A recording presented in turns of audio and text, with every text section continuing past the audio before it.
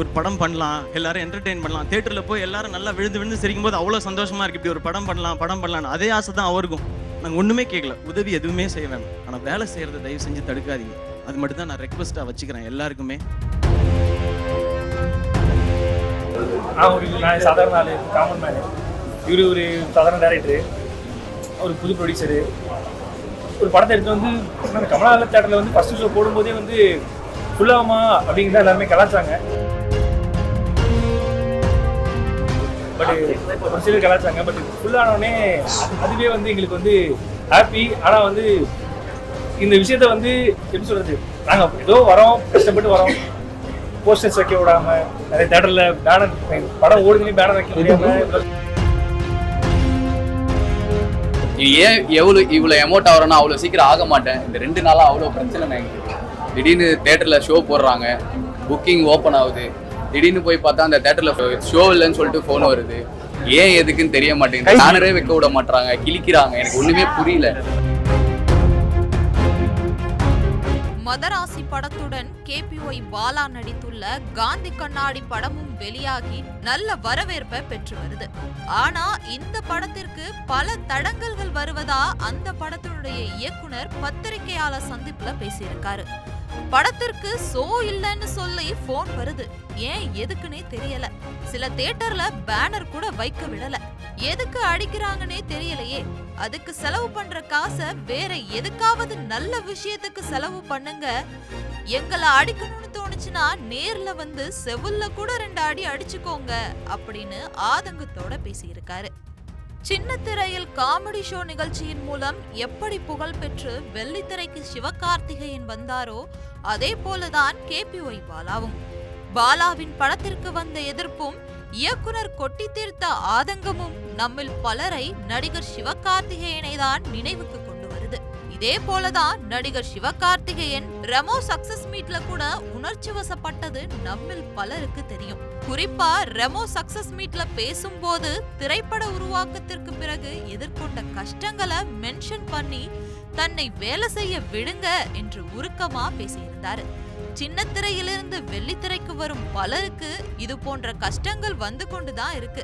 சிவகார்த்திகேயனுக்கு எப்படி நடந்ததோ அதே போலதான் இப்போ நடிகர் பாலா அவர்களுக்கும் நடக்குது. இது குறித்து நிறைய விஷயங்களை கேட்டு தெரிஞ்சுக்க ரட்சகன் படத்துடைய இயக்குனர் பிரவீன் காந்தி நம்மோடு இருக்கிறாங்க. வணக்கம் சார். வணக்கம் சார், இப்போ நம்ம பார்த்தோம் அப்படின்னா இந்த வாரங்கள்ல 2 படங்கள் ரிலீஸ் ஆனது. மதராசியா இருக்கட்டும், KPY பாலா அவர்கள் நடித்த காந்தி கண்ணாடி படம். இந்த 2 படமுமே இப்போ ரிலீஸ் ஆகி ஒரு நல்ல ஒரு ரிவ்யூவை கொடுத்துட்டு இருக்குன்னு தான் நினைக்கிறேன். KPY பாலா நடித்த காந்தி கண்ணாடி படம் பாத்தீங்க அப்படின்னா முதல் முறையா அவர் ஒரு ஹீரோவா அறிமுகமாயிருக்காரு. இந்த படத்துக்கும் நல்ல ஒரு ரிவ்யூ வந்துட்டு இருக்குது. ஆனா இந்த படத்துடைய இயக்குனர் ஒரு பத்திரிகையாளர் சந்திப்புல சொல்லும் போது படத்துக்கு ஷோ எதுவுமே இல்ல அப்படின்னு சொல்றாங்க, அப்புறம் போஸ்டர் எல்லாம் கிழிக்கிறாங்க, ஏன் எங்களை இவ்வளோ அடிக்கிறீங்க அப்படிங்கிற ஒரு ஆதங்கமா பேசியிருந்தாரு.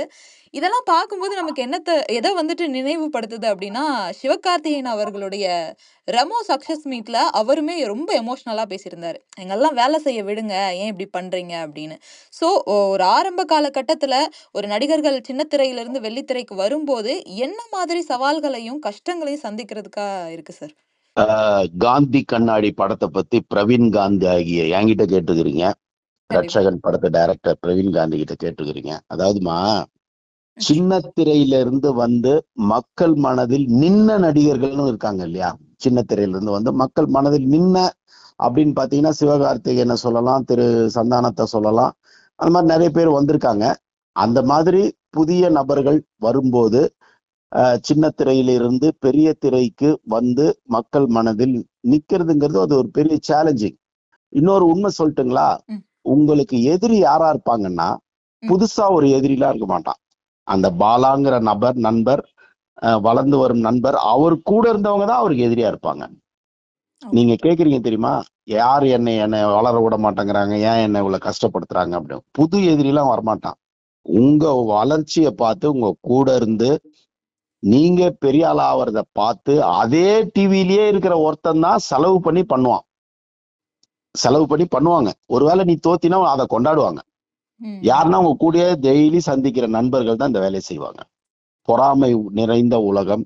அதுலயே சினிமா பாத்தீங்கன்னா ஓவர் நைட்ல நீங்க வந்து பாலா நீ எல்லாம் ஒரு ஆளா அப்படின்லாம் கேட்டவனே பாலா மாதிரி ஒரு ஆளே இல்ல அப்படின்னு சொல்ற நிலைமைக்கு நீங்க வர்றீங்கன்னும் போது உங்களை வந்து மேக்சிமம் ஒழிக்க தான் பார்ப்பாங்க. இது இன்றைக்கு நேத்தைக்கு கிடையாதுமா. என்னைக்கு இந்த மீடியா வளர்ந்ததோ அன்னையில இருந்தே ஒரு எம்ஜிஆர் இருந்தா ஒரு சிவாஜி இருப்பாரு. அது வந்து ஒரு தொழில்ல ஒரு ஆரோக்கியமான போட்டி. ஒரு ரஜினி இருந்தா ஒரு கமல் இருப்பாங்க. ஆனா இந்த மாதிரி டிவி மீடியால இருந்து ஒருத்தர் வரும்போது அவர் கூடயே டிராவல் பண்ணவங்க முடியாதவங்க தான் செலவு பண்ணியே பண்ணுவாங்க. இன்னும் பல நடிகர்கள் ஒரு நடிகர் தோத்தா அந்த தோத்த நடிகரோட பார்ட்டிய வச்சு கொண்டாடுவார் அவரு. இதெல்லாம் மனித இயல்புகள். பொறாமை, நம்மளால முடியாத அவன் செய்யறான்ற போது மனிதர்கள் வெளிப்படுத்துற விஷயங்கள்.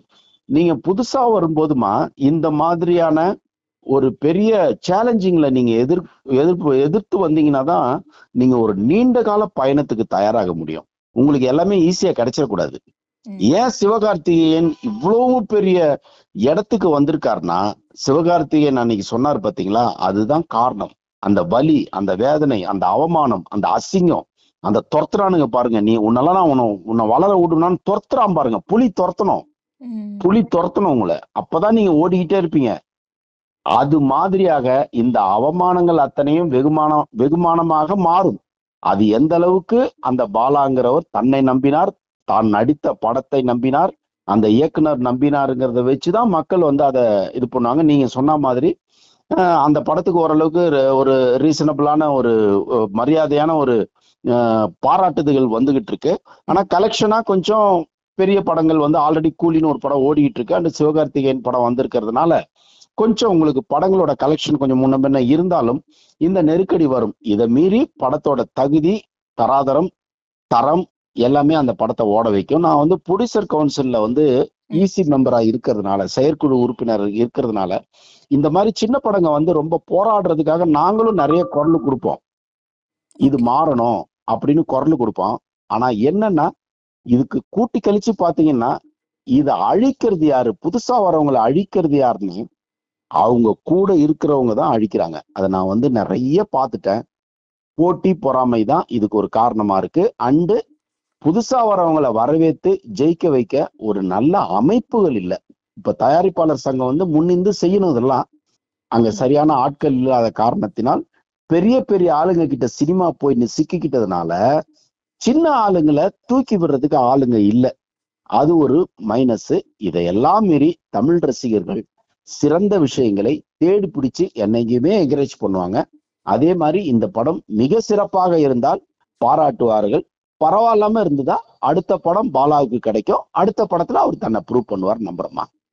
கண்டிப்பா. இப்போ அந்த டைரக்டர் முக்கியமா சொல்லும்போது என்ன சொல்றாங்க அப்படின்னா, இதுக்கு செலவு பண்ற காச, எங்கள அடிக்கிறதுக்கு செலவு பண்ற காச, நீங்க வேற எதுக்காச்சும் செலவு பண்ணுங்க அப்படின்னு. செலவு பண்ணியெல்லாம் அடிக்கிற அளவுக்கு இருப்பாங்களா? கண்டிப்பா. அதுதான் நான் சொன்னேன் இல்லம்மா. அந்த டைரக்டர் சொல்றாரு இல்லைங்களா, செலவு பண்ணி அடிக்கிறாங்க அப்படின்னு அவர் சொல்றாரு இல்லையா, அது அவர் நண்பரா தான் இருப்பாரு, அவர் கூட இருந்தவரா தான் இருப்பாரு. வேற வானத்துல இருந்து ஒரு வில்லன் வரப்போறதே கிடையாது. உங்க கூட இருந்தவன் தான் உங்களுக்கு எதிரியா மாறுவான். உங்களுடைய வளர்ச்சியை பார்த்து இப்ப பாலா கூடயே ஒரு 10 பேர் வந்திருப்பாங்க. ஆனா பாலா வந்த வளர்ச்சியை வந்து அந்த 9 பேர் அடைஞ்சிருக்க மாட்டாங்க இல்லையா. அப்ப அந்த 9 பேர் என்ன பண்ணுவாங்கன்னா இந்த மாதிரியான வேலையெல்லாம் செய்வாங்க. சம்பாரிச்ச காசை இதுல கொடுத்து தப்பா போஸ்ட் அடிப்பாங்க, தப்பா ப்ரொபகண்டா பண்ணுவாங்க, படம் சரியில்லைம்பாங்க. இதெல்லாம் சொல்றது யாருன்னு பார்த்தா உங்க நட்பு வட்டாரம் தான். இது காலாகாலமாக நடக்கிறது. இதையெல்லாம் மீறி தான் ஜெயிச்சிருக்காங்க, ஜெயிக்கணும். இது வந்து ஒரு அமைப்பு செய்யாது. இப்ப சினிமால வந்து பாலா வந்தா பாலாவெல்லாம் வந்து விடவே கூடாதுன்னு ஒரு பெரிய அமைப்புலாம் செய்யாது. பாலா கூட டிராவல் பண்ண ஆட்கள், பாலாவோட வளர்ச்சியை பார்த்து பொறாமப்படுற ஆட்கள், அவங்க ஒரு டீமா சேர்ந்துக்கிட்டு அவங்க சில வேலைகளை செய்வாங்க. போஸ்டர் ஓட்ட இது பண்ணுவாங்க, தடுப்பாங்க. இதெல்லாம் நடக்கும், நிச்சயமா நடக்கும். அந்த டைரக்டர் சொல்றது உண்மைதான். அது யாரோ கிடையாது, அவர் கூட இருந்த நண்பர்கள் தான் இதை செய்வாங்கன்னு நான் சொல்றேன். நண்பர்கள் இல்ல, கூட இருந்து பொறாமப்பட்டவங்க தான் இதை அதிகமா செய்வாங்க. அது யாருன்னு அந்த டைரக்டர் தான் ஃபைண்ட் அவுட் பண்ணா. அந்த பாலாவாக இருந்தால் பாலா தான் அதை ஃபைண்ட் அவுட் பண்ணுமே தவிர இதை வேற ஒரு அமைப்பு வந்து செய்யாது. இதை ஒரு மீடியா போய் யாருன்னு ஃபைண்ட் அவுட் பண்ணாது. நீங்க தான் உங்க எதிரிகள் யாருன்னு பார்த்தா அவங்க கிட்ட ஜாக்கிரதையா இருக்கணும். ஒண்ணு அவங்க கிட்ட அன்பா இருக்கணும், அவங்களுடைய மனோநிலையை மாத்தணும். ஆனா மாத்த முடியாது. ஏன்னா மனிதனுக்கு பொறாமை என்பதும், ஒரு புதுசா ஒருத்தன் வளர்றான்னா அந்த வளர்றவனை எவ்வளவுக்கு எவ்வளவு ஒழிக்கணும்னு அந்த ஒரு ஒரு சைக்கோத்தனம் வந்து சமுதாயத்துல இன்னைக்கு நாளுக்கு நாள் அதிகமாகுது. சைக்கோத்தனம் சமுதாயத்தில் அதிகமாகிறது அடுத்தவனுடைய வெற்றியை பார்த்து. அதனாலதான் உங்களுக்கு வந்து ஒவ்வொரு படத்தையும் சம்பந்தம் இல்லாம வெளியே வந்து ஒரு ஒரு சினிமா தியேட்டர் வெளியே அதுல எத்தனை பேருக்கு யூஸ் கிடைக்கும்னு நினைக்கிறீங்க? ஒரு சைக்கோ மாதிரி பண்றாங்கல்ல. எந்த படமா இருந்தாலும் தியேட்டர் வெளியே நின்று அந்த படத்தை நல்லா இல்லைன்னு சொல்லி டேமேஜ் பண்ணி அதை அழிக்கணும்னு ஒரு ஒரு வெறித்தனமா பண்றாங்கல்ல. அதுல யாருக்கு அந்த யூஸ் இருக்காதுமா. மேக்சிமம் ஒரு 1000 வியூஸ் கிடைக்கும் யூடியூப்ல போட்டா, இல்ல 10,000 பேர் பார்ப்பாங்க. அதுல என்ன பெருசா உங்களுக்கு பணம் கிடைச்சிட போகுது? ஆனா ஒரு சைக்கோத்தனம், ஒரு ஒரு வன்மம், ஒருத்தர் புதுசா ஜெயிச்சிடக்கூடாது, அவனை அழிக்கணும்னு, இதையெல்லாம் தாண்டி வெற்றி பெற்றவர்கள் தான் இந்த சினிமாவில் நீண்ட பயணம் செய்திருக்கிறார்கள், ரஜினிகாந்த் உள்பட. புரியுது. கண்டிப்பா, கண்டிப்பா. ம். Thank you sir. Thank you so much sir. தேங்க்யூமா, தேங்க்யூ ஸோ மச். ட்ரெண்ட ஃப்ரெண்ட் ஆக்கிக்கோங்க. தந்தி டிவியின் சப்ஸ்கிரைபர்ஸ் அண்ட் ஃபாலோவர்ஸ் குடும்பத்துல நீங்களும் இணையுங்க.